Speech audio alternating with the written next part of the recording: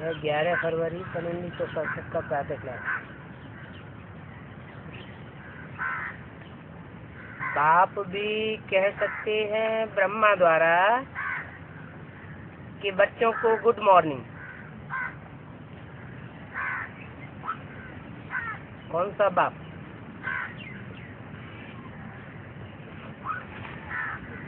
द्वारा की जरूरत क्यों? जरूर सुप्रीम सोल बाप जिसको अपना शरीर नहीं है, इसलिए बोला जैसे तुम बच्चे गुड मॉर्निंग कह सकते हो, तुम्हारा तो अपना शरीर है, लेकिन सुप्रीम सोल बाप को अपना शरीर नहीं है, लेकिन वो भी कह सकते हैं ब्रह्मा के द्वारा गुड मॉर्निंग। परंतु फिर बाप कहते हैं तो बच्चों को भी कहना पड़े, रिस्पॉन्ड देना पड़े। यहाँ तो है ही बाप और बच्चों का कनेक्शन। कहाँ?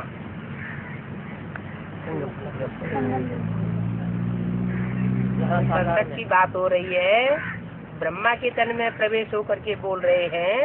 माना माउंट आबू की बात है, जहाँ बाप बच्चों के सामने बैठे हैं। तो बोला यहाँ बाप और बच्चों का कनेक्शन है। नए जो है जब तक पक्के हो जावे वो कुछ न कुछ पूछते रहेंगे। नए की निशानी क्या बताई? नए हैं इसका मतलब पक्के निश्चय बुद्धि नहीं है। नहीं है तो कुछ न कुछ प्रश्न चित्त बने रहेंगे। प्रश्न चित्त बने रहेंगे तो उनकी प्रश्नों की लड़ी चलती रहेगी। ये जो विद्वान आचार्य हैं वो तो बहुत तीखे होते हैं, क्योंकि शास्त्र पढ़े हुए हैं। बाप कहते हैं ये शास्त्र सभी है भक्ति मार्ग के। भक्ति मार्ग माना अंधश्रद्धा का मार्ग, ज्ञान मार्ग के शास्त्र नहीं है। क्यों? वो शास्त्र सभी भक्ति मार्ग के क्यों हैं? क्योंकि भक्ति आती है रावण से, और रावण के 10 सिर होते हैं। 10 सिर 10 बातें बोलेंगे। इसलिए वो भक्ति मार्ग के शास्त्र सब भटकाने वाले हैं। ज्ञान आता है एक राम बाप से, एक से आता है ज्ञान और अनेकों से आती है भक्ति।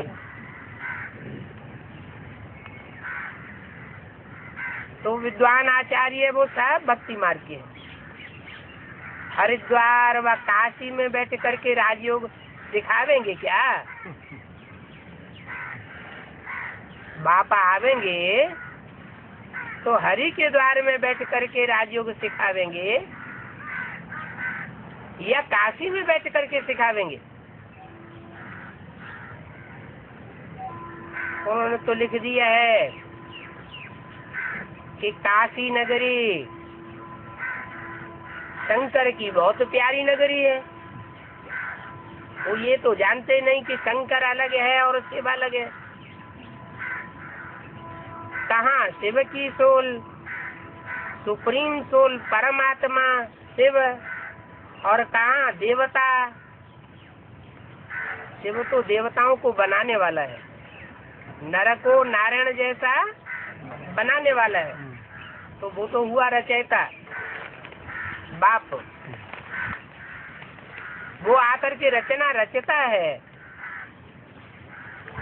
तो शंकर की नगरी नहीं है, शिव काशी कही जाती है। किसकी काशी? शिव काशी। शिव माना कल्याणकारी, काशी माना काश्य की तेज पुंज वाली। काश्य माना याद का तेज जहाँ भरा हुआ है। ऐसी काशी नगरी कहते हैं, वहाँ शिव भोला भंडारी रहते हैं। त्रिशूल के ऊपर बसी हुई है काशी।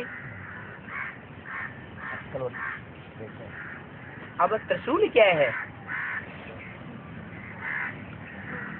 शूल माने कांटा, बाण। कौन से 3 बाण? ब्रह्मा का बाण, विष्णु का ज्ञान बाण और शंकर का ज्ञान बाण। तीनों बाण जब इकट्ठे होते हैं तो कहा जाता है त्रिशूली नगरी। तो त्रिशूली नगरी में बैठ करके क्या ज्ञान सुनावेंगे? नगरी कहा है तो कोई ईंट पत्थरों की नगरी नहीं होगी। कहते हैं गंगा के किनारे काशी नगरी होती है। जैसे जमुना के कंठे पर कृष्ण के चरित्र दिखाए हैं। कंठा माना किनारा, माना काशी नगरी जो है वो गंगा से बहुत नजदीकी है। अमृतवाणी में गंगा के लिए क्या बोला? गंगा कहाँ से निकलती है? मुरली में बोला गौमुख से निकलती है। फिर अव्यक्तवाणी में प्रश्न करके पूछ दिया, छोड़ दिया, गंगा कहाँ से निकली? इलाहाबाद से निकली या कानपुर से निकली? निकली। वहाँ तो तीनों नदियाँ इलाहाबाद में जाके एक हो जाती है और गंगा बन जाती है, तीनों ही मिलकर के। आगे चलती है तो वाराणसी में जाकर के गंगा तलवार का रूप धारण कर लेती है। काहे का रूप? ज्ञान तलवार का रूप धारण कर लेती है।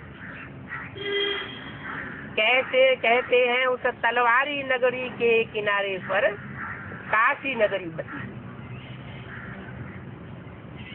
तो कोई स्थूल नगरी की बात नहीं है। कोई कन्या माता है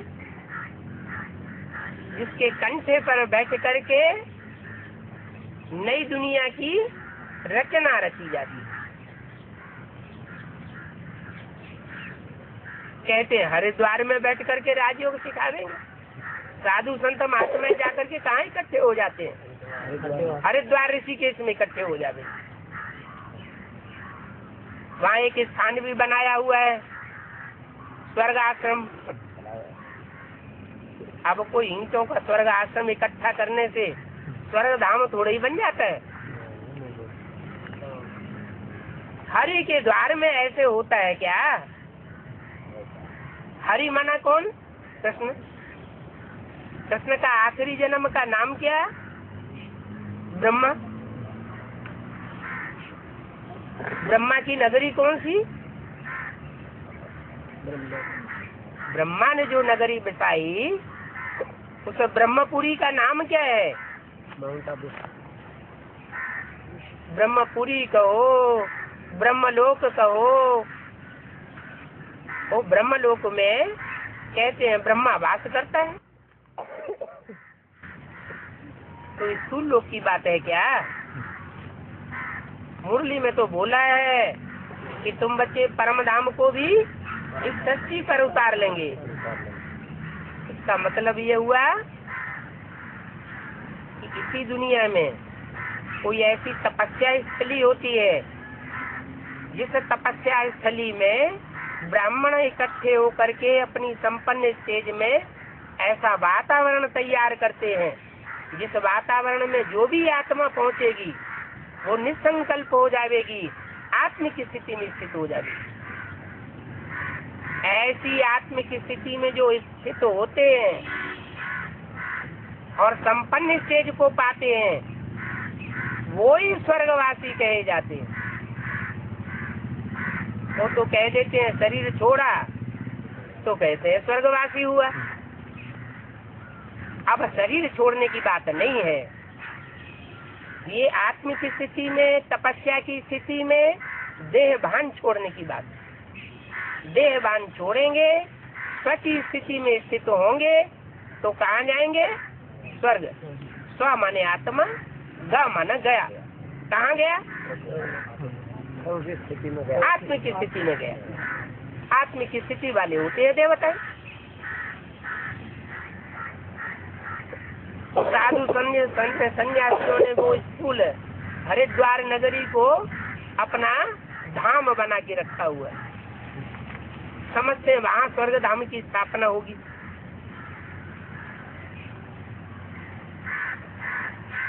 अरे वो साधु सन्यासी तो बैठे ही हैं गंगा तट पर,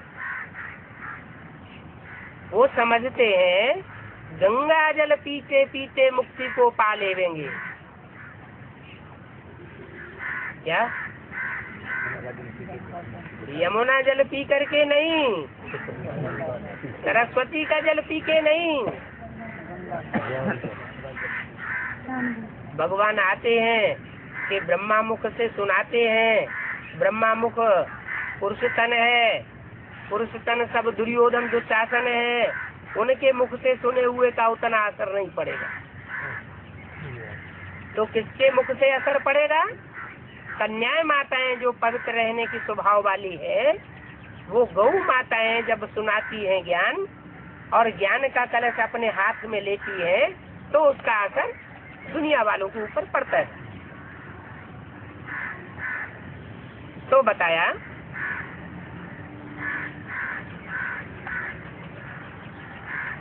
कि गंगा जल पीते पीते मुक्ति को पावेंगे। पहले गंगा निकलती है कि यमुना निकलती है कि सरस्वती निकलती है कि तीनों नदियां इकट्ठी निकलती हैं? मुरली में तो बोला है ज्ञान गंगाएं निकली है अंत में। संपन्नता अंत में होगी, मध्य में होती है या आदि में ही हो जाती है? अंत में होती है। तो आदि में जरूर गंगा थी फाउंडेशन के टाइम पर, बीजारोपण के समय, और अंत में वही गंगा फिर निकलती है और निकल करके ईश्वरीय कार्य में सहयोगी बनती है। गंगा का कनेक्शन है शंकर की जटाओं से।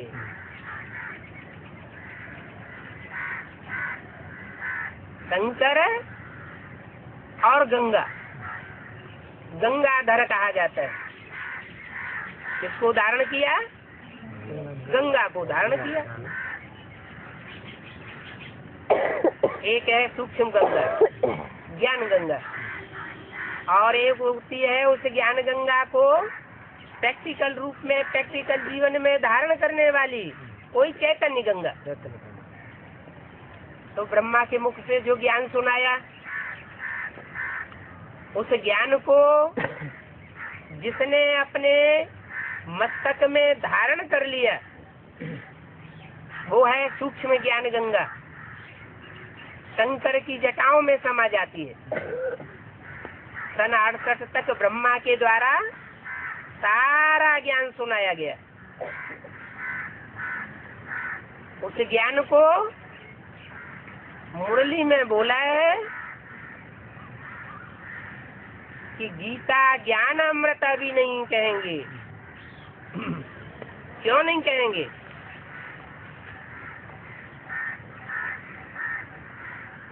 गीता ज्ञान तो कहेंगे, लेकिन गीता ज्ञान अमृत नहीं कहेंगे। क्यों नहीं कहेंगे? क्योंकि अमृत निकलता है तब, मक्खन निकलता है तब जब उसे भिगोया जाता है, मंथन किया जाता है। सागर मंथन की कथा शास्त्रों में बहुत प्रसिद्ध है। तो सागर मंथन की शुरुआत होती है शंकर के मस्तिष्क से। तो वो सारा ज्ञान जो माउंट आबू में सुनाया गया सन 51 से लेकर 68 तक, वो शंकर की ज्ञान जटाओं में या मस्तक में समा जाता है। लेकिन किसी की बुद्धि में ज्ञान समा जाए, उससे दुनिया का कल्याण थोड़ा ही हो जाएगा। दुनिया का कल्याण तो तब होगा जब सारी दुनिया की समझ में आ जावे। एक की बुद्धि में बात बैठ जाए और सबकी बुद्धि में बैठे नहीं, तो सर्व का सदगति दाता कैसे कहा जाएगा? तो कहते हैं भागीरथ ने फिर से तपस्या की। वो ब्रह्मा की सोल शंकर के मस्तिष्क में ज्ञान चंद्रमा के रूप में प्रवेश करके फिर तपस्या करती है। और दूसरी मूर्ति जो शंकर है, उसका कार्यकाल जब पूरा होता है तो ज्ञान गंगा संसार में प्रत्यक्ष होती है। जो भी शंकर के चित्र हैं, उनमें जटाओं में कोई कन्या का रूप दिखाया जाता है, कन्या का चेहरा दिखाया जाता है। उस चेहरे से ज्ञान की धार बहती हुई दिखाई जाती है। तो चित्रकारों ने जो चित्र बनाए हैं वो सब अर्थ सहित बनाए। कोई जटाओं से गंगा नहीं निकलती है। जो बहुत प्यारा बच्चा होता है तो माँ बाप कहते हैं ये बच्चा मेरे सर माथे पर। प्यारे बच्चे को सर पर चढ़ा के रखते हैं। और प्यारा कौन होता है? काम प्यारा नहीं होता है, काम प्यारा होता है। जो उसका काम कराओ प्यारा, जो काम सरस्वती के द्वारा संपन्न नहीं हो पाता, जो काम लक्ष्मी के द्वारा संपन्न नहीं हो पाता, और जो काम यमुना के द्वारा संपन्न नहीं हो पाता, वो काम उत्तर भारत में गंगा के द्वारा संपन्न हो जाता है।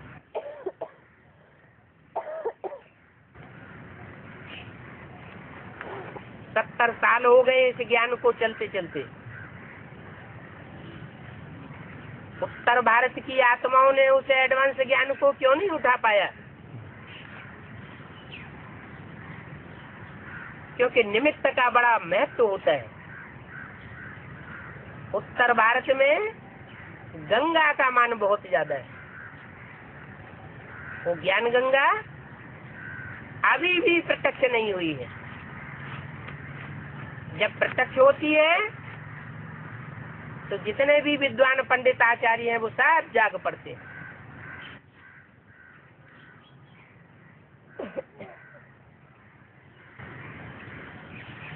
तो गंगा के किनारे जाकर के जल पीते रहते हैं, समझते हैं मुक्ति हो जाएगी। जल पीते पीते, अब जल की तो बात है नहीं है ज्ञान जल की बात। वहाँ गंगा जल के किनारे, स्थूल जल के किनारे कोई भगवान तो बैठे नहीं होते। निराकार भगवान को तो रथ चाहिए।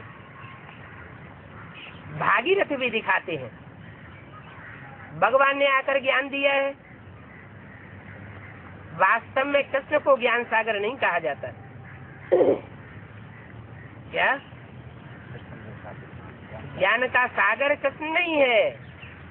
अगर कृष्ण ज्ञान सागर होता तो गीता का भगवान आखिरी जन्म में कृष्ण की आत्मा हो जाती। किस रूप में? दादा लेखराज के रूप में साकार भगवान का रूप गीता का भगवान कृष्ण उर्फ ब्रह्मा कहा जाता। लेकिन नहीं,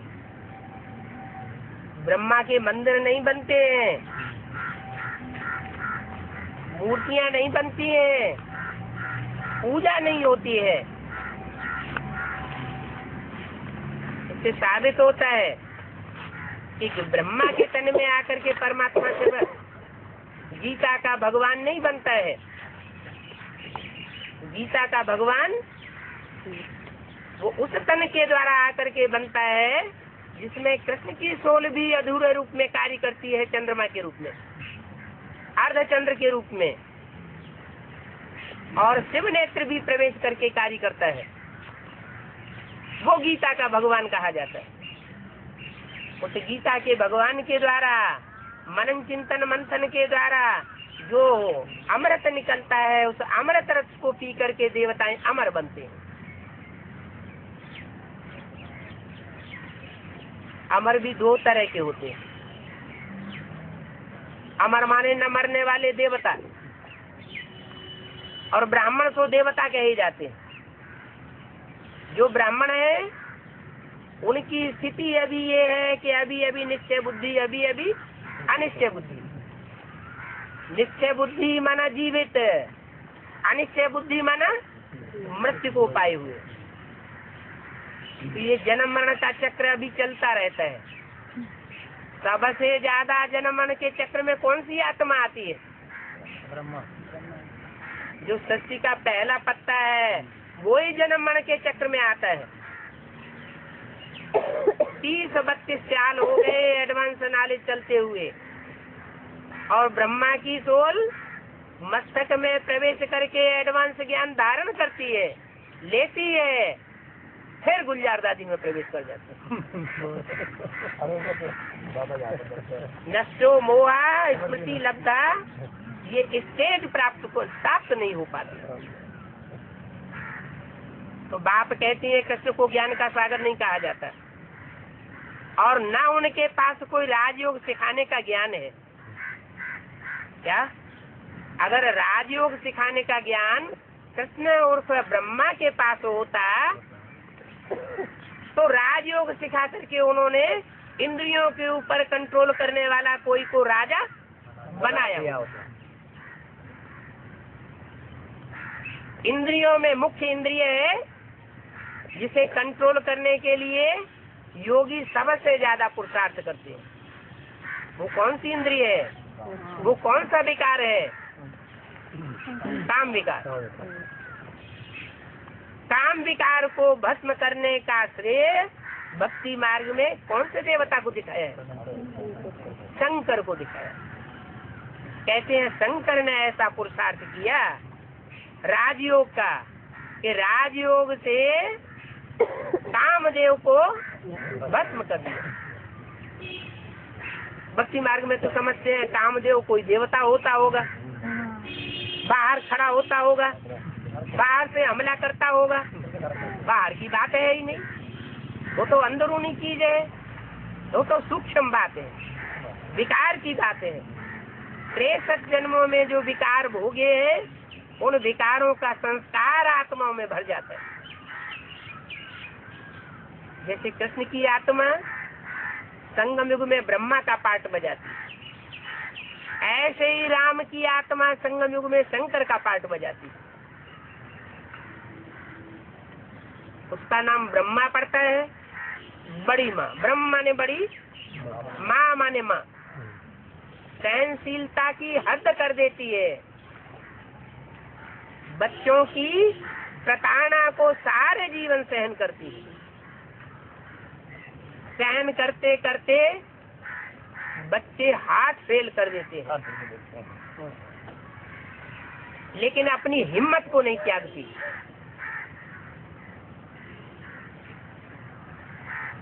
देहम वा पातयामी, शरीर बल छूट जाए, कार्यम वा साधयामी, लेकिन कार्य को पूरा करके हटेगी।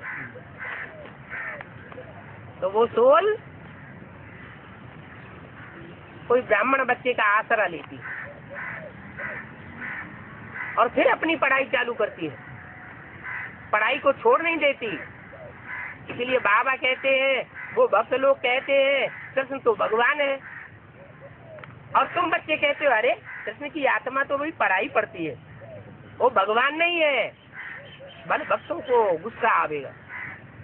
लेकिन तुम बताओ कि कृष्ण की सोल अभी पढ़ाई पढ़ने वाली है,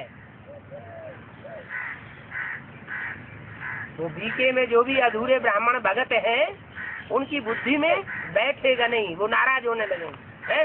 तुम ब्रह्मा को भगवान नहीं मानते? पढ़ाई करते हैं। वो पढ़ाई पढ़ रहा है, वो नहीं मानेंगे तो एकदम से अटैक करेंगे तो फिर आप सब मानते ही हैं। अटैक की क्या बात है? कृष्ण गीता का भगवान होता है क्या? मुरली में तो बोला है कृष्ण गीता का भगवान नहीं होता। गीता का भगवान तो मैं हूँ। तो गीता का भगवान है, गीता पति कहा जाता है, तो पति का कोई रूप होगा या निराकार बिंदु होगा? बिंदु बिंदु आत्माओं का तो वो सिर्फ बाप है, दूसरा कोई संबंध नहीं बनता।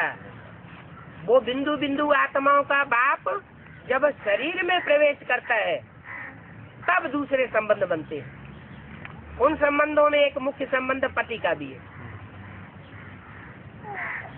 तो ब्रह्मा का तन तो छूट गया,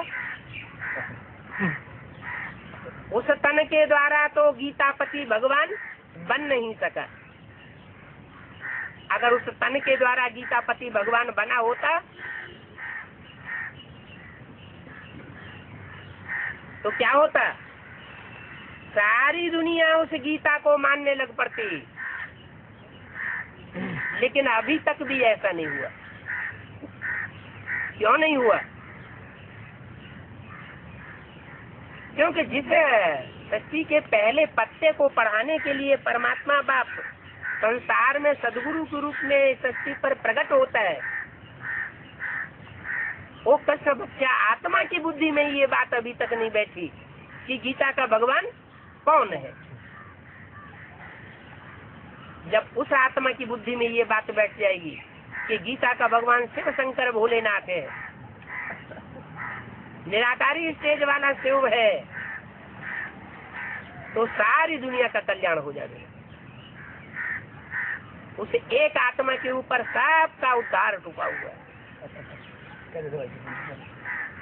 एक के पतित बनने से सब पतित हो जाते हैं और एक के पावन बनने से सब पावन हो जाते हैं।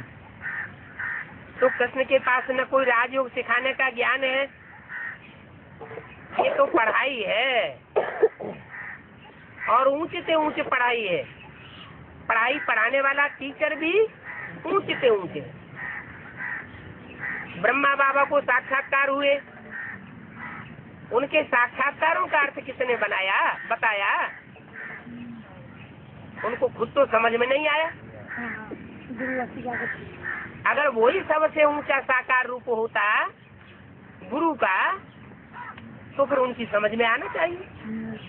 लेकिन वो तो भटकते रहे, गुरुओं से पूछा, वाराणसी विद्वान आचार्यों से पूछा, कोई ने नहीं बताया। तो आखिरी उनकी बुद्धि अपने जीवन के अनुभव के आधार पर जिस व्यक्ति को उन्होंने सबसे ज्यादा होशियार समझा उस व्यक्ति के पास पहुंचे। वो था उनका भागीदार। और वहां जाते जाते उनके सारे प्रश्नों का समाधान साक्षात्कार के संबंध में मिल गया।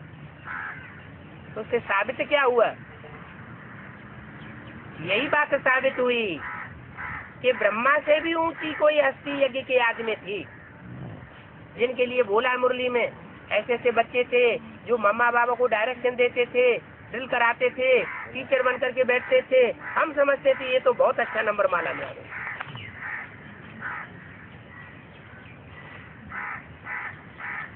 वही आत्मा यज्ञ के आदि वाली जो आज में विशेष सहयोगी बनी थी, वही अंत में ब्रह्मा का शरीर छोड़ने के बाद फिर यज्ञ में आती है और उनके द्वारा ब्रह्मा की अर्थात कृष्ण की सोल की दोबारा पढ़ाई शुरू होती है। तो भगवान वाक्य लगा हुआ है, भगवान है निराकार। क्या वो निराकार का अर्थ क्या लगाते हैं? बिंदु। बिंदु अर्थ नहीं है, निराकार का अर्थ है निराकारी स्टेज में रहने वाला। ऐसे नहीं कि भगवान साकार बनता ही नहीं, साकार बनता है, मनुष्य तन का आधार लेता है, लेकिन ब्रह्मा के द्वारा वो साकार ही रहता है। क्योंकि माता होती है साकार और बाप होता है बीज। बीज माना निराकार, सूक्ष्म। ये बाबा सीढ़ी से पक्का कराते हैं किसी को भी समझाने के लिए क्योंकि उस तरफ माया का जोर बहुत है। क्या? इस तरफ, उस तरफ, और इस तरफ राम का जोर बहुत है। उनको तो अपने फॉलोअर्स बहुत चाहिए। उनको क्या चाहिए? बड़े बड़े प्रोग्राम करते हैं, मेगा प्रोग्राम। वो किस लिए करते हैं? कि ढेर सारी पब्लिक इकट्ठी हो जाए। बाप कहते हैं मैं ढेर इकट्ठा नहीं करता हूँ, मैं कौन सा वंश इकट्ठा करता हूँ? मुझे सूर्यवंशी बच्चे चाहिए। और जो ढेर के ढेर वंश है, चंद्रवंश है, और वहां से लेकर के इस्लाम, बौद्ध, क्रिश्चियन आदि, वो मेरे काम के नहीं है। क्या? वो मेरे काम के नहीं है। मेरा फाउंडेशन नई दुनिया का नहीं लगावेंगे। नई दुनिया का फाउंडेशन लगाने वाले सूर्यवंशी बच्चे हैं। इसलिए गीता में लिखा गया है कि मैं जब आता हूँ तो पहले पहले ज्ञान किसको देता हूँ? सूर्य को ज्ञान देता हूँ। क्यों? चंद्रमा को क्यों नहीं देता?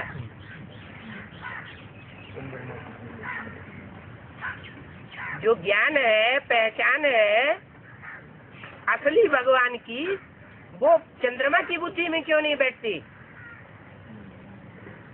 सूर्य की बुद्धि में क्यों बैठती है? चंद्रमा खुद सूर्य से बुद्धि लेता है। क्योंकि चंद्रमा में अपना ज्ञान नहीं होता, अपनी रोशनी नहीं होती है, और सूर्य में अपनी रोशनी होती है। वो आत्मा है जो द्वापर युग के आदि से ज्ञान में ही मनन चिंतन मंथन करने वाली रहती है। वो ज्ञान में कभी अछूट नहीं, अखूट पने को छोड़ती नहीं। इसलिए बोला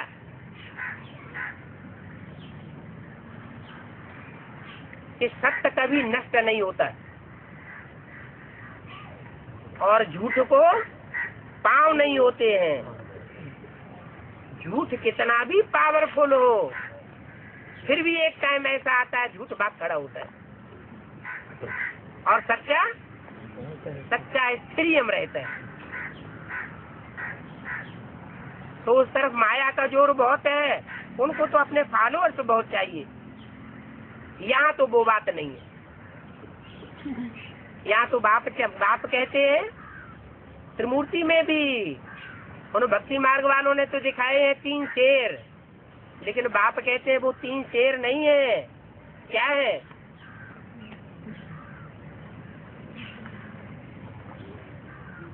वो 3 शेर नहीं है। मुरली में बोला है उनमें एक बकरी है, एक घोड़ा है, और एक शेर है। तो मुझे न बकरियों का कुल चाहिए, न घोड़ों का कुल चाहिए, मुझे कौन चाहिए? शेरों का कुल चाहिए, जो सच्ची बात डंक की चोट कह सके। जैसे शेर होता है जंगल में दहाड़ता है, तो और जो भी जानवर बुद्धि है उनकी सबकी हवा खिसक जाती है। घोड़े चाहिए, मुझे ढेर के ढेर नहीं चाहिए। बात समझाते हैं, जिन्होंने कल पहले लिया है वो आते ही यहाँ आते रहेंगे। क्या? उसके लिए तुमको एडवर्टाइजमेंट करने की दरकार नहीं है कि तुम प्रदर्शनी की चित्र लेकर के इधर उधर मंदिर मस्जिदों में और टिकानों में भागते रहो, एडवर्टाइजमेंट करते रहो। ये एडवर्टाइजमेंट करना ये विदेशियों का काम है। जिसकी दुकान का माल अच्छा होगा, असली माल होगा, तो लोग अपने आप दौड़े चले आवेंगे, चारों ओर आवाज फैलेगी। उसके लिए एडवर्टाइजमेंट करने की दरकार नहीं है। तो बाप कहते हैं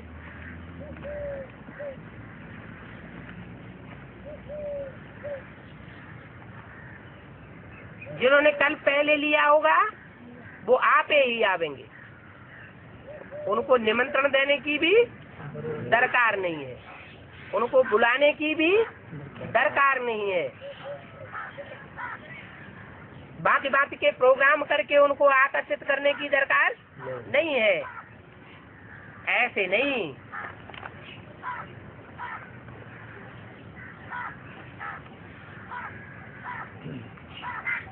कि फलानी चाहिए जा करके सर्विस करे, फलानी बहुत होशियार है, फलानी चली न जावे,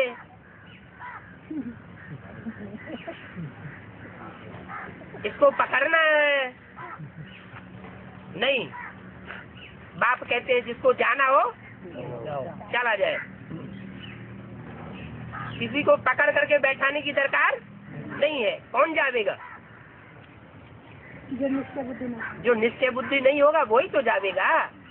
जिसकी बुद्धि में निश्चय पक्का बैठ गया होगा कि बाप आया हुआ है, वो छोड़ करके जावेगा क्या? चली जावे तो चली जावे।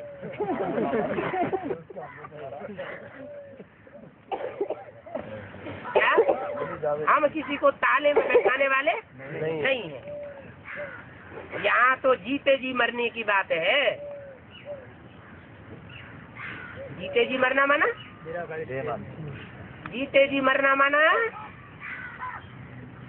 कीमत पर पक्का पक्का चलना, यही है देवान को मारना। जो पक्के पक्के श्रीमत पर चलने वाले होते हैं उनको देवान की परवाह नहीं होती। बाप ऐसे बच्चों को अडॉप्ट करते हैं। ऐसे बच्चों को जो श्रीमत पर जानमारी करने वाले हो, अडॉप्ट किया ही जाता है कुछ वर्षा देने के लिए। दुनिया में भी बच्चे को अडॉप्ट करते हैं तो किस लिए करते हैं?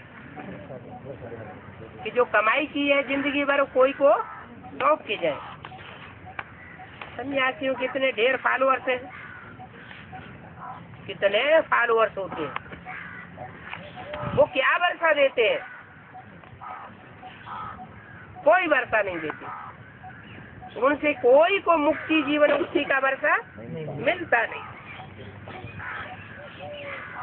गुरु मर जाते हैं, चेले गद्दी पर बैठ जाते हैं, वर्षा तो कोई को नहीं मिलता। जब गुरु ही वर्षा नहीं दे सका तो उनका चेला क्या वर्षा देगा? कौन से भक्ति मार्ग की बात हो रही है? बाहर की दुनिया की बात हो रही है कि ब्राह्मणों की दुनिया की भक्ति मार्ग की बात हो रही है? कैसे? ब्राह्मणों की दुनिया में भी ब्रह्मा बाबा एक गुरु चला गया तो समझते हैं कि एक गुरु गया, अब जो गद्दी पे बैठेगी उससे हमको मुक्ति जीवन मुक्ति मिलेगी। बाप कहते हैं यहाँ तो एक ही सदगुरु है। ऐसे नहीं कि ये मर जावेगा तो कोई दूसरा आकर के गद्दी पे बैठेगा, वो मुक्ति जीवन मुक्ति दे देवेगा। नहीं, मुक्ति जीवन मुक्ति देना तो एक बाप का काम है, दूसरी कोई आत्मा का काम नहीं है। ये सन्यासी आदि वर्षा देने के लिए अडॉप्ट नहीं कर सकते। बच्चे माँ बाप के पास आते ही हैं वर्षे के लालच पर। साहूकार का बच्चा हो, कोई साहूकार का बच्चा हो, वो कभी गरीब के पास अडॉप्ट होगा क्या? है? नहीं होगा ना। तो तुम बच्चे हो सूर्यवंशी बाप के बच्चे, वो तथाकथित ब्रह्मा कुमार कुमारियां कहते हैं तो हमारे यहाँ सरेंडर हो जाओ। तो वहाँ अडॉप्ट हो गए क्या? हो नहीं सकते, क्योंकि जानते हैं उनके पास कोई ज्ञान का लटू लेजमा नहीं है। जिनके पास मुरली भी समझ नहीं आती थी, अभी आने लगी है। उनके पास ज्ञान का कुछ भी है ही नहीं, तो हम उनके पास सरेंडर क्यों हो जाएं? तो साहूकार का बच्चा हो कब गरीब के पास अडॉप्ट होगा क्या? इतना धन दौलत आदि सब कैसे छोड़ा जाएगा? अडॉप्ट करते हैं साहूकार। अभी तुम जानते हो बाबा हमको स्वर्ग की बादशाही देते हैं, क्या तुम जानते हो? वो नहीं जानते, वो समझते हैं हम यहाँ शरीर छोड़ जाएंगे ब्रह्मा बाबा की तरह, फिर अगले जन्म में हमको बादशाही मिलेगी। जैसे अंधेरी कोठरी में कोई लठ मारे का एक सांप मार देंगे, तो ऐसे होता है क्या? तो जो हमको स्वर्ग की बादशाही देते हैं हम उनके क्यों नहीं बनेंगे? हर एक बात में लालच तो रहती है ना। जितना बहुत पढ़ाई पढ़ेंगे, पढ़ाई ऊंची ऊंची पढ़ते जाएंगे तो तुम्हारा लालच बहुत बढ़ता जाएगा कि हम ऊंच पद पावे। हाई स्कूल पढ़ाई पढ़ता है तो बुद्धि में आता है चपरासी तो बन ही जाएंगे। फिर BA करते हैं तो लालच और ज्यादा बढ़ जाती है। फिर कोई डिप्लोमा पास कर लेते हैं डॉक्टरी का तो और लालच बढ़ जाती है। हजारों हजार कमा देंगे। तो यहाँ भी बाप लालच देते हैं। तुम भी जानते हो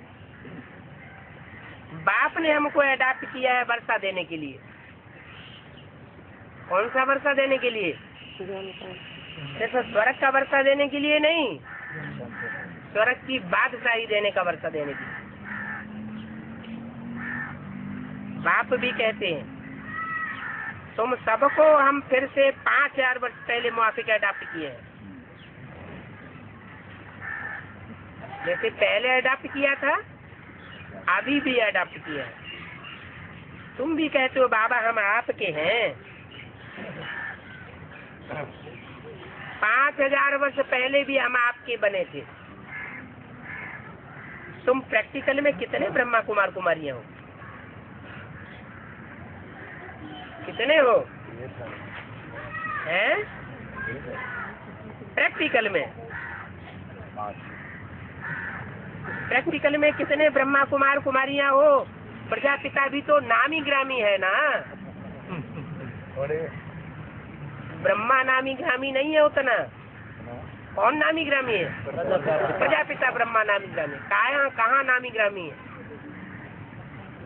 अरे भक्ति मार्ग में शास्त्रों में प्रजापिता का नाम आया है ना, तो नामी ग्रामी हुआ ना। जब तक शूद्र से ब्राह्मण न बनो तो देवता बन नहीं सकते। शूद्र से ब्राह्मण बनते हो ब्रह्मा द्वारा, और फिर ब्राह्मणों को देवता बनाता हूँ राजयोग के द्वारा। ब्राह्मण तो देवता बनते हैं, संपूर्ण ब्राह्मण तो संपूर्ण देवता। अधूरा ब्राह्मण देवता नहीं। हाफ कास्ट ब्राह्मण माना देवता नहीं।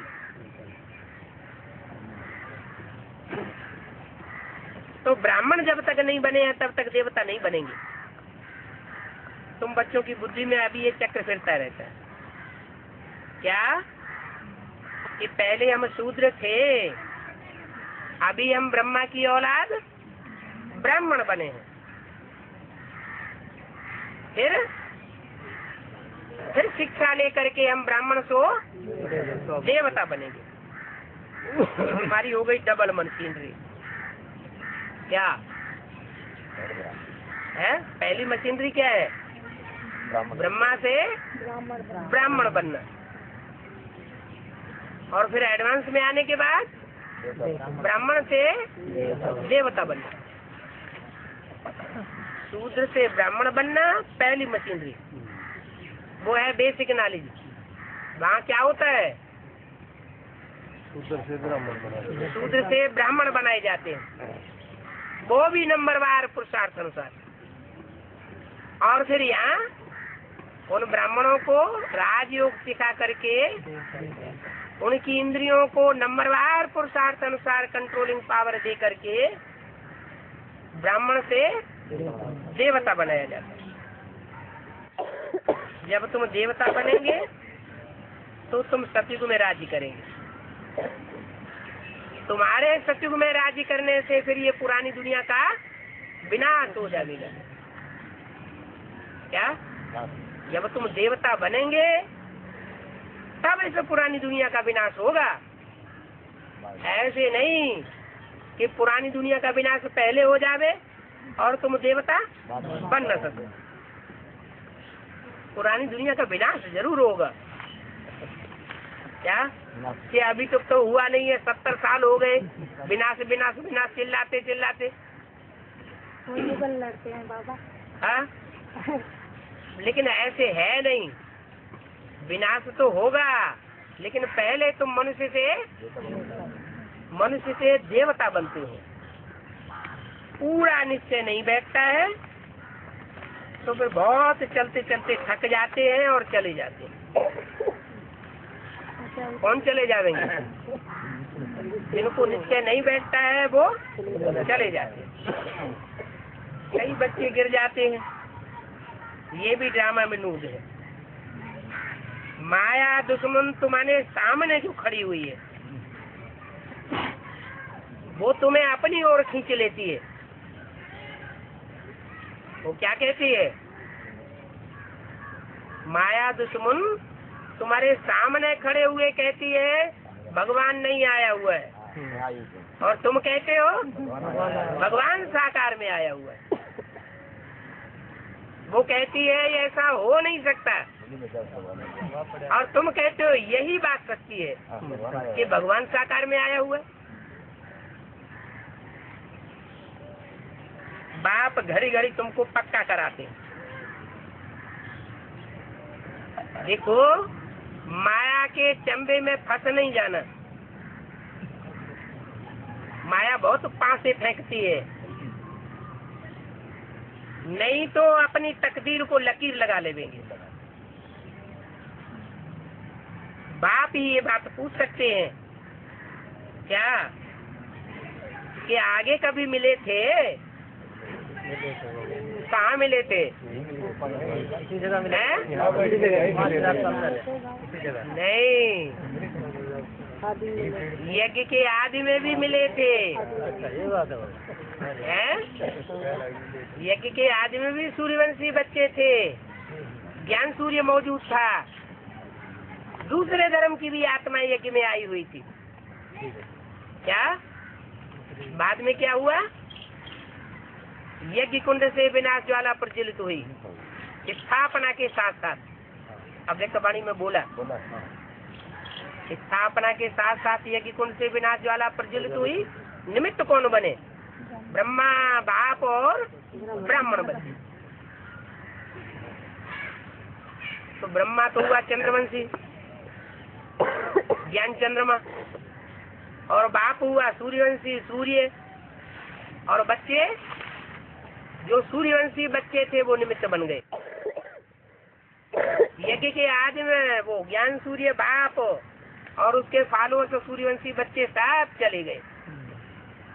क्या बोला? अलग को मिला अल्लाह, बे को मिली बादशाही, बे बादशाही सारी भागीदार को दे दी। क्या वो ही झगड़ा अभी तक भी चल रहा है? ये क्या झगड़ा चल रहा है? पहले भी जो झगड़ा चल रहा था वो यज्ञ में अभी भी झगड़ा चल रहा है, और वो दुनिया में भी वही झगड़ा चल रहा है। क्या झगड़ा चल रहा है? कुर्सी चाहिए, अथॉरिटी चाहिए, हमारे हाथ में सत्ता चाहिए। वो सत्ता की लड़ाई तब से चालू हुई और अभी भी चल रही है। बाप कहते हैं, क्या कहते हैं? अलग को मिला अल्लाह, बे को मिली बादशाही। अलग माना खड़ा हुआ डंडा, आदि में भी पुरुषार्थ में खड़ा हुआ था और अंत में भी पुरुषार्थ में अभी भी खड़ा हुआ है। और बे माना पड़ा हुआ डंडा, बे माना बादशाही पाने वाला। तपते राज राजते नरका। क्या तपस्या करके क्या प्राप्त करते हैं? राजाई प्राप्त करते हैं। और राजाई पाने के बाद अहंकार करता है। जब अहंकार करता है तो नरक में गिरते हैं। संगम युग में बाप हमको सिखाते हैं, बच्चे तुम यहाँ सेवाधारी बन करके रहो। तुम्हारा बाप यहाँ ओबीडेंट सर्वेंट बन करके आया हुआ हो, तो तुमको क्या बनना है? सेवादारी बन करके रहना। अगर ये भाव आया कि हमको तो यही राजाई मिल गई, यही दूसरों के ऊपर कंट्रोल चलाना शुरू कर दिया, तो जो यहाँ कंट्रोल अपने हाथ में ले लेंगे उनका कंट्रोल वहाँ हाथ से निकल जाएगा। यहाँ दास दासी बना करके बैठ जाएंगे तो वहाँ दास दासी बन करके रहना पड़ेगा। अब कोई बच्चे हो, चाहे माया बेटी ही क्यों न हो, क्या माया बेटी क्या बन करके बैठती है? मालिक बन करके बैठती है, हुक्म चलाती है। तो सतयुग जब शुरू होगा तो सतयुग में माया बेटी क्या बन जाएगी? दासी बन जाएगी माया। सबसे पहले माया सरेंडर होगी और सरेंडर होकर के तुम्हारी दासी बनेगी। बाद में प्रकृति सरेंडर होगी, वो भी तुम्हारी दासी बन जाएगी। इसका मतलब माया भी इस समय कंट्रोल चाहती है और प्रकृति भी इस समय फुल कंट्रोल चाहती है। बाप दोनों की आशाएं पूरी करते हैं। माया के हाथ में भी फुल अथॉरिटी दे दी। ब्रह्मा ने शरीर छोड़ा और माया बेटी के हाथ में सारी सत्ता आ गई। अभी एडवांस में प्रकृति माता के हाथ में सारी सत्ता आने वाली है। प्रकृति माता कहो, दुर्गा कहो, जगदम्बा कहो, गीता माता कहो। गीता ज्ञान से स्वर्ग की बादशाही का वर्षा मिलता है, लेकिन बाप द्वारा मिलता है। ब्रह्मा के द्वारा स्वर्ग के गेट खोलते हैं, द्वारा मीडिया तो ब्रह्मा बनता है, लेकिन खुलवाने वाला कौन है? बाप है। जैसे पिछली एक अव्यक्तवाणी में बोला, ब्रह्मा बाबा तेजी से माला बनाने लगे और बाप मुस्कराने लगे। क्यों मुस्कराने लगे? इतना जल्दी राजा कैसे बन सकते हैं? कि ब्रह्मा बाबा ये समझते हैं माला तो हम ही बना देंगे, स्वर्ग के गेट तो हम ही खोलेंगे, लेकिन बाप के सहयोग के बगैर कुछ भी नहीं होगा। राजधानी स्थापन हो नहीं सकती। ये राजधानी स्थापन करने का काम सिवाय एक बाप के और किसी का बनता नहीं है। तो बाप आकर के बच्चों से पूछते हैं, आगे कब मिले थे? तो बच्चों की बुद्धि में आवेगा कि हम यज्ञ के आज में भी मिले थे। बूढ़े बाबा कहेंगे हम कैसे मिले थे, हम तो 70 साल से ऊपर के हो गए हैं, फिर हम कैसे मिले थे? उस समय तो यज्ञ की शुरुआत ही नहीं हुई थी। कौन से सन का जन्म है? 72 साल के हो गए, तो इनके तो होने का टाइम सवाल ही पैदा नहीं होता। फिर पढ़ाई तो ये भी पढ़ते हैं, भक्ति में साथ नहीं है, भक्ति में तो साथ होंगे। हाँ, भक्ति मार्ग में राम वाली आत्मा के साथ जीवन बिताया होगा, तो वो सूर्यवंश के संस्कार संग के रंग के अभी भी पड़े हुए, वो संस्कार खींच लेते हैं। तो बाप ही ये प्रश्न पूछ सकते हैं कि आगे कब मिले थे? तो जो बच्चे होंगे वो कहेंगे हम आगे भी मिले थे और अभी भी मिल रहे हैं और आगे भी जन्म जन्मांतर मिलते ही रहेंगे। और कोई ये बात पूछने का अकल नहीं आवेगा, न पूछने का अकल आवेगा, न जवाब देने का अकल आवेगा। तुम बच्चों की बुद्धि में ये बात फट से बैठ जाती है। बाप कहते हैं मुझे भी फिर से गीता ज्ञान सुनाने आना पड़ता है। क्या कहा? बाप कहते हैं मुझे भी गीता ज्ञान सुनाना आना पड़ता है फिर से। आज में भी संस्कृत की गीता पढ़ करके सुनाते थे, अर्थ करके बताते थे। जो आज में हुआ तो अंत में भी होना है। जब गीता की 108 टीकाएं 108 धर्म संप्रदायों के द्वारा निकल सकती है, मठ पंथधारियों के द्वारा निकल सकती है, तो ज्ञान के अनुसार गीता का टीका नहीं निकल सकती? निकलेगी और विद्वान आचार्यों की समझ में आवेगी भी। तो मैं गीता का ज्ञान सुनाने आता हूँ, पहले भी आया था, पहले भी गीता ज्ञान सुनाया था और अभी भी गीता का ज्ञान आकर के सुनाता हूँ, आकर के रावण की जेल से छुड़ाता हूँ। मुझे ही आकर के छुड़ाना पड़े? बेहद का बाप बेहद की बातें समझाते हैं। हद की बुद्धि वाले बच्चे हद की बुद्धि ले जाते हैं और जो मेरे बेहद के बच्चे हैं वो उन बातों को बेहद में समझते हैं। रामायण आदि में कितनी लंबी चौड़ी कथाएं लिखी हैं। अभी 10 सिरों वाला कोई मनुष्य होता है क्या? 10 सिरों वाला मनुष्य होगा तो उसकी पैदाइश कैसे होगी? ये तो हो नहीं सकता कि 10 सिरों वाला कोई मनुष्य हो तो उसकी वंशावली में भी कोई होना चाहिए। 2-4 सिर वाला तो कोई होता।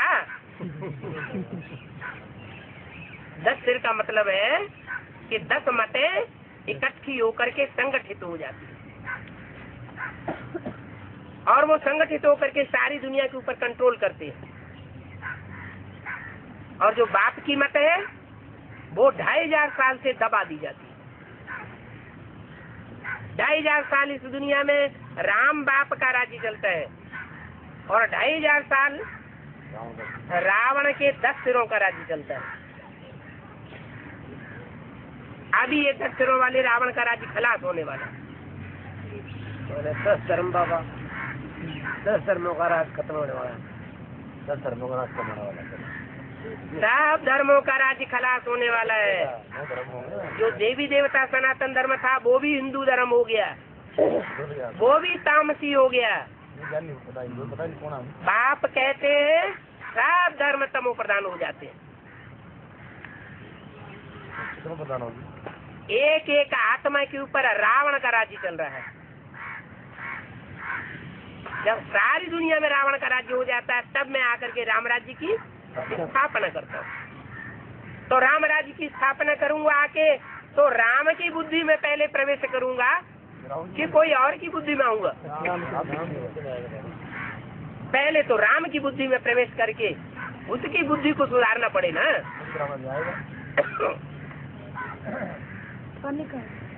अभी कोई दूसरे वाला मनुष्य नहीं होता है।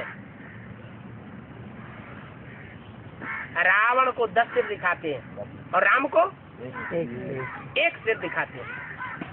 देखो यादगार है, अभी भी चल रही है। अर्थ नहीं समझ में आता कि राम को एक सिर क्यों दिखाया है, रावण को 10 सिर क्यों दिखाए। बात तो स्पष्ट है क्या कि एक कीमत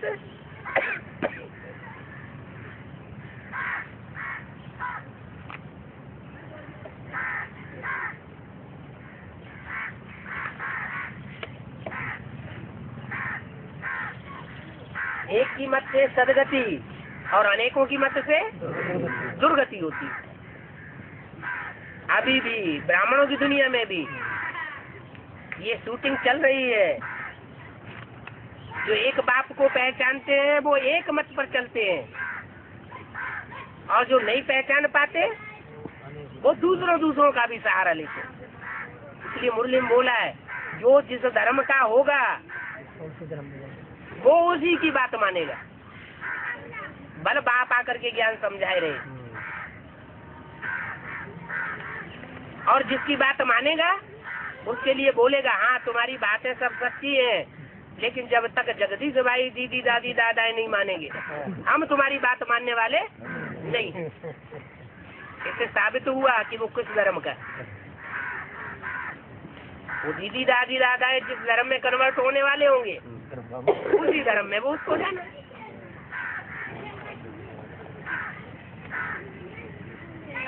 श्री रामचंद्र जिनकी इतनी महिमा करते हैं, कृष्ण से भी राम को ऊपर ले गए हैं। कृष्ण को 16 कला संपूर्ण दिखाते हैं और राम को 14 कला दिखाते हैं, फिर भी त्रेता में ले गए और कृष्ण को द्वापर में डाल दिया है। ऐसे राम की फिर सीता चुराई ली गई। अरे जिसकी अपनी घरवाले के ऊपर ही कंट्रोल नहीं है वो फिर दुनिया का राज्य क्या संभालेगा।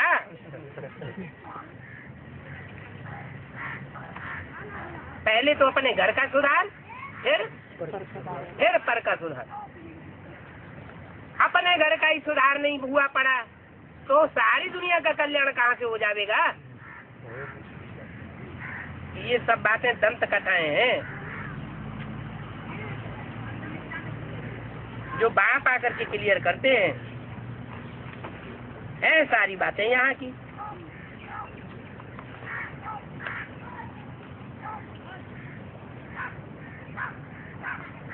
ओम ओम।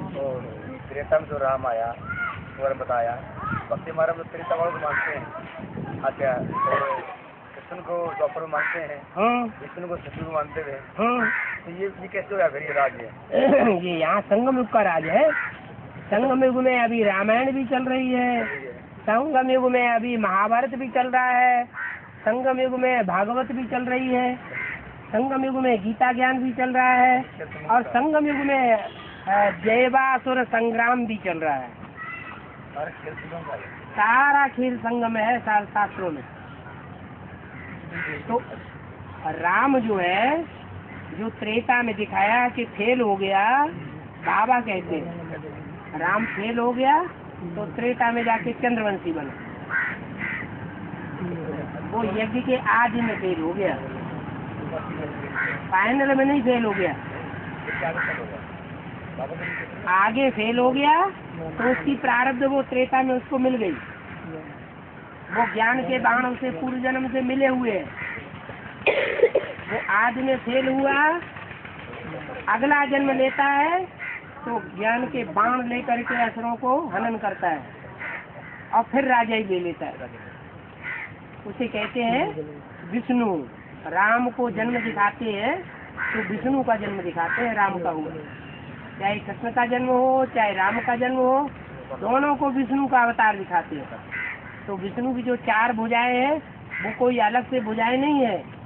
राम के साथ सीता और कृष्ण के साथ राधा, ये 4 आत्माओं के स्वभाव संस्कार का कम्बिनेशन जो है वो विष्णु कहा जाता है। अभी ये विष्णु का राज्य आने वाला है।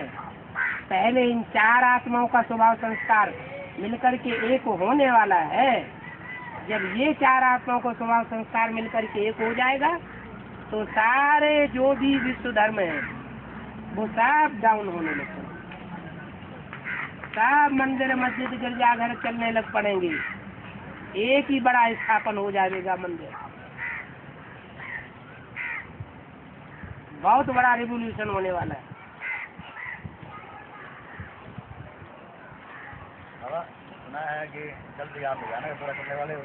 है? सुना कि हरियाणा का दौरा करने वाले हो जल्दी आप। हरियाणा वासी हरी का आना हुआ। हरि का आवाहन हरियाणा वालों ने अंत में जोर से किया होगा। हरि आना, हरि आना, है? अंदर से जोर से आवाज लगाई होगी तो उसका नाम पड़ गया हरियाणा। तो अभी तक तो वहाँ आया नहीं, अब अंत में आना तो जरूर है, क्यों है? और हरियाणा में ही नहीं पहुंचेगा तो फिर पंजाब में कैसे आवाज फैलेगी? दिल्ली से आगे बढ़ते समय पहले तो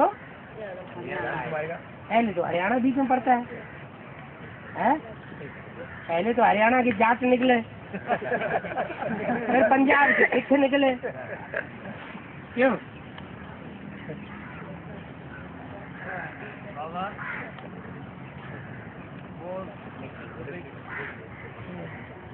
हाँ जी, के वाले से हम वहाँ जाया करते थे हासिल से, और वहाँ ये पता सच्चाई का पता करने पहले हमने वहाँ से छोड़ दिया। हाँ। अब वो कह रहे हैं कि तुम तो हमारे वो कह रहे हो गाँव हो। हाँ। वो कह रहे हैं कि तुम इस तरह से, तो तुमने ऐसे बच्चे कमजोर पैदा क्यों किए जो बहकावे में आ जाते हैं? भगवान के बच्चे पैदा करो ना, तुम तो कहते भगवान आया हुआ है। तो ये कहा बाबा कि सच्चाई पे तुम चलते नहीं, हम तो चलेंगे सच्चाई के साथ है, तो हम बुराई के साथ रह नहीं सकते, हम तो सच्चे बाप के बच्चे हैं, इसलिए आपका साथ छोड़ दिया, सच्चाई का ले लिया, दूसरा छोड़ दिया। इसमें वो क्या उस तरह समझाने पड़ोगे, हम तो बाहुबल से राजा लेते नहीं, हम तो योगबल से लेते हैं, बाहुबल चला लो तुम। तुम्हें बाहुबल चलाना हो तो चलाओ, हमारा रक्षक हमारे पास होगा तो हमारी रक्षा करेगा।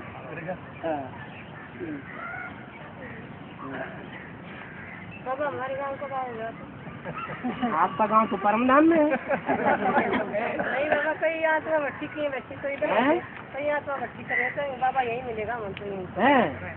घर बैठे भगवान मिलेगा। ठंड में जाना होगा तो सच्चाई में आना पड़ेगा। बाबा तो दमदार को पहले पकड़ लेते हैं, इसलिए वो कहते हैं कि अच्छों को पकड़ के ले जाते हैं पहले। बाबा इसने पीछे नहीं छोड़ा। हाँ, वो तो शास्त्रों में भी लिखा हुआ है, गोपियों का मक्खन का गोला चुराया। मक्खन के गोले जो हैं वो ही चुराए जाएंगे, साथ थोड़ी चुराएंगे बैठ के।